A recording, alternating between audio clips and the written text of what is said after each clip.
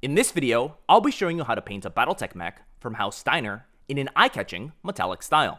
I'll break things down step by step in this tutorial, hoping you avoid the most common mistakes. If you watch to the end of the video, you'll be able to get a fantastic result even if you're a beginning painter, and have all the knowledge you need to create something you can really be proud of. Now this first stage of painting is what I like to call the foundation stage.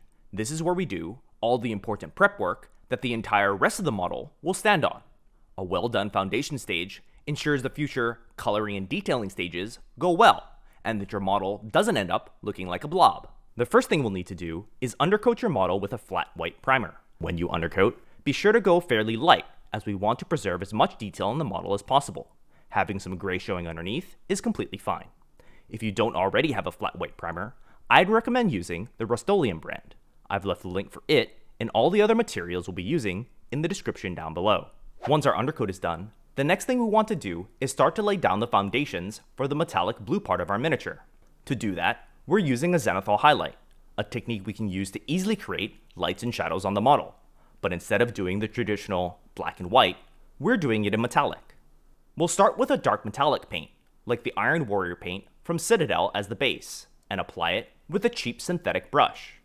Just get some paint down and thin it with a bit of water until it's about this consistency.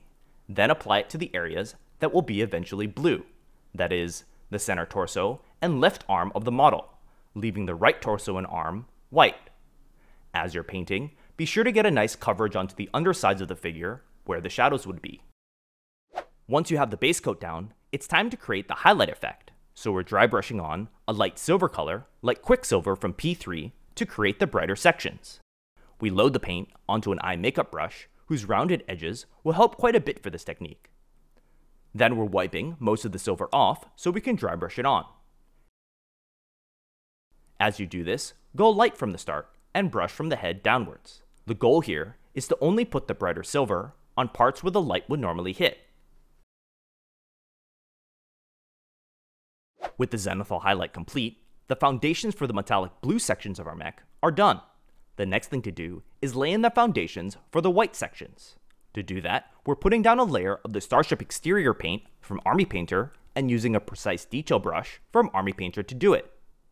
White can be one of the harder colors to paint, but the trick I found is to thin the paint down so it's about this consistency and apply it in a few coats to get everything nice and smooth.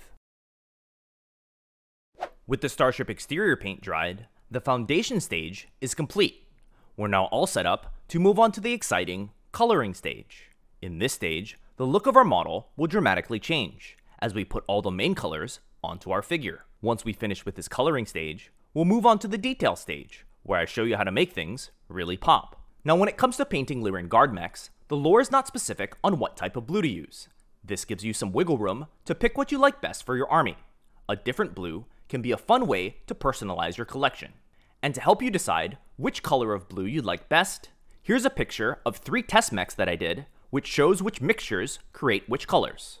For myself, I found I liked a rich royal blue, which I made by mixing 2 parts magic blue to 1 part cloudburst blue from Army Painter's speed paint line. We'll be applying the blue with a detail brush from Army Painter. All we need to do is add the appropriate number of drops down and mix it into our wet palette. No need to add any water for this step. But the key thing to remember is to keep the paint moving so that everything goes down in one smooth layer. If you have to go back for a second layer, things might get a little patchy or be noticeably darker in that area. With the blue speed paint laid down, it's time to do the detail work for the white parts. And for that, we're using a mixture of 4 parts Holy White from Army Painter Speed Paint and 1 part Grim Black from Army Painter Speed Paint. But instead of covering every part of the mech like we did with the blue side, we're applying this white part as an ink. We'll add a few drops of paint down and use the Army Painter Precise Detail brush to paint mostly in the cracks to create the shadows. Then we take a damp Q-tip and gently rub it over the white section to pull off ink from the panels. This will keep the shade in the crevices, but leave the upper panels white. Once this step is complete, give your model time to dry. Curing time is a bit longer with speed paints, so give it a minimum of 2 hours if you have the 2.0 formula of speed paints, or overnight if you have the original formula. Once everything is dry, the base colors now have a depth to them where the shadows would be. Now it's time to enhance the parts where the light would hit with highlights. To do this, we're taking our lighter silver color and loading it onto an eye makeup brush. I wiped off most of the paint onto a paper towel and then very gently brushed it onto the mech to bring out the details. As an optional step, you can also use your precise detail brush to edge highlight the mech and further enhance the effect.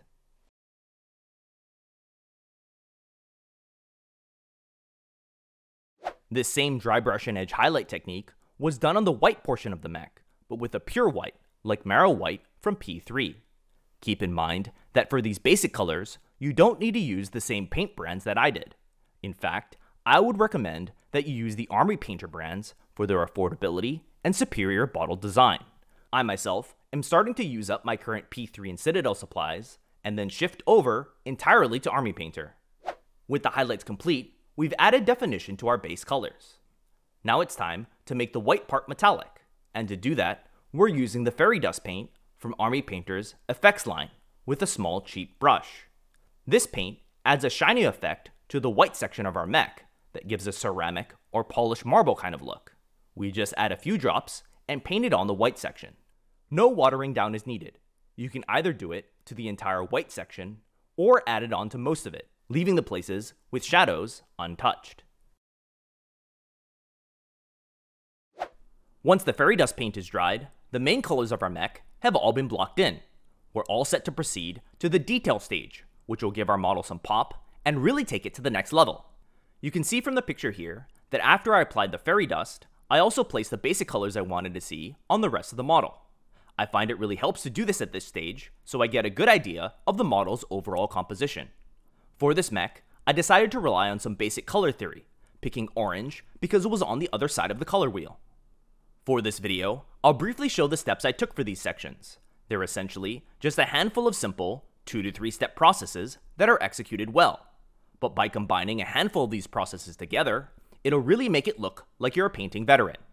I did want to let you know about 2 details that I thought had a high level of impact on the model's overall look though. The first was the cockpit. I knew it was something that the viewer's eye would be naturally drawn to, so I decided to spend a bit more time on it, doing a blended molten lava effect that I thought looked neat. And the second part was for the base, which I did an orange Mars theme for. The key step here was creating a cohesive theme between the base and the figure itself. For that, I used a weathering powder from Vallejo and applied it all over the model before wiping away the excess with a Q-tip. Once everything is done, you should have a really cool mech that looks something like this. If you want to support the channel, I'd invite you to purchase materials using the Amazon affiliate link down below. And if you'd like to learn how to use the Griffin we painted today to its maximum potential, I'd invite you to check out this video that'll teach you all about each of the major roles mechs play in Battletech.